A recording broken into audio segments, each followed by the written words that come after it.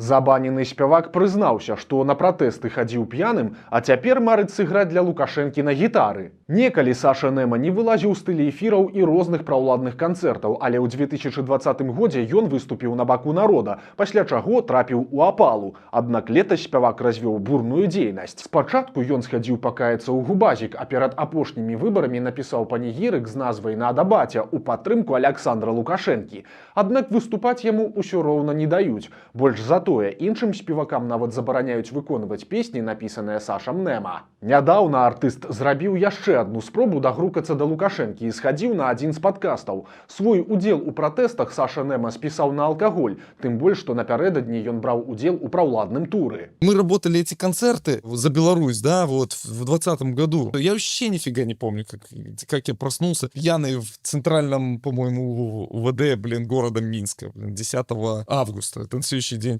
после выборов. Никакой, просто никакой. Адзінае, пра што цяпер марыць Саша Нема, гэта сыграць для Лукашэнкі на гітары. Я просто мечтаю. И Валерия Бадинского ему так хорошенько на гитаре, как шарахнуть.